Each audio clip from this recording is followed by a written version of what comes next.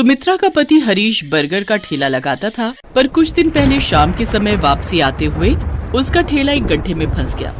बारिश तेज थी, पानी का बहाव ज्यादा था।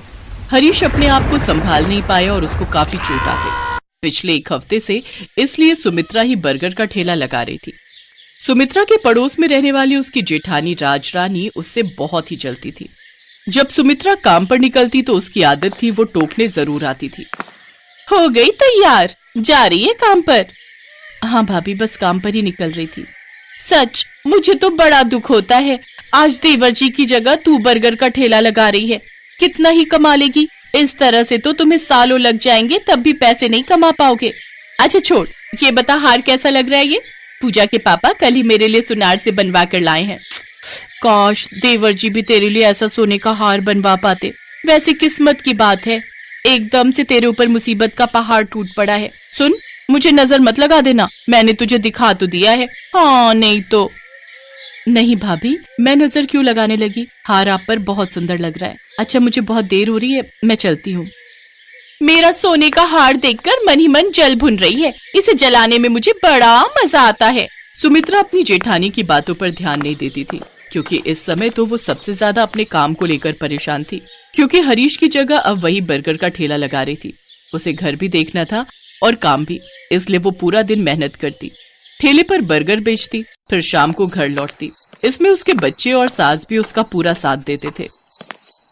सुमित्रा बहू, मैं जानती हूँ राजरानी का स्वभाव ठीक नहीं है। वो तुम्हें आते जाते बहुत परेशान करती है। समझ नहीं आता अशोक भी उसको कुछ नहीं कहता। कोई बात नहीं माँ जी, मैं उनकी बातों पर ध्यान ही नहीं देती। अभी तो मैं काम को लेकर बहुत परेशान हूँ, ज्यादा कमाई भी नहीं हो रही। सोच रही हूँ कैसे काम करूंगी। ठेला पूरा ऊपर से टूट चुका है, उसमें से पानी टपकेगा तो और परेशानी होगी। मेरी थोड़ी तबीयत ठीक हो जाए फिर देखता हूँ। ठेले की छत ठीक करवा लूंगा। मेरे चोट लगने की वजह से तुम्हें कितना परेशान होना पड़ रहा है ना। नहीं नहीं, ऐसी कोई बात नहीं है, मुझे कोई परेशानी नहीं है जी। जब तक आपकी तबीयत ठीक नहीं हो जाती मैं इस काम को कर सकती हूँ।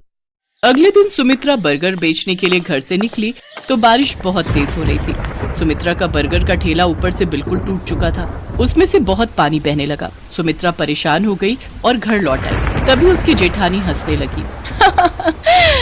क्या हुआ, आज बर्गर बारिश में नहा लिए क्या? भाभी, इस तरह से किसी मजबूर का मजाक उड़ाना क्या अच्छी बात है? बहू रहने दे, जिसको जितनी अकल होगी उतनी ही तो बात करेगा। ला, मैं सामान उतरवा देती हूँ। अगले 2 दिन तक बहुत बारिश हो रही थी, जिस कारण सुमित्रा बर्गर का ठेला नहीं लगा सकी।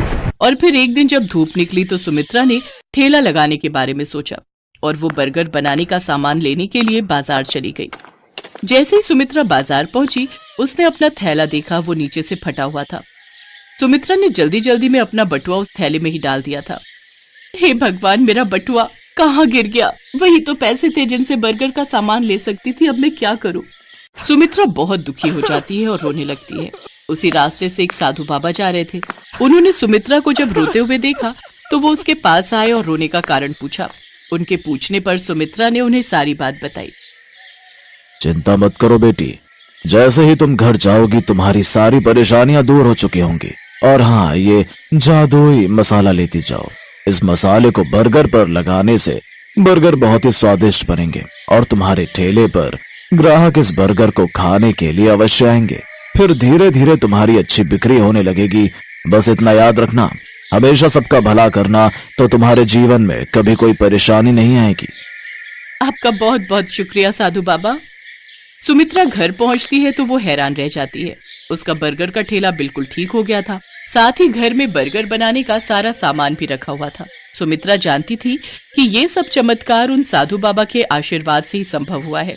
वो घर पर सबको इस बारे में बताती है और खुशी खुशी अगले दिन अपना ठेला लेकर काम पर निकलती है। वो जादुई मसाले को बर्गर में मिलाती जो उसे साधु बाबा ने दिया था। अब तो रोजाना ही सुमित्रा की बहुत कमाई होती थी।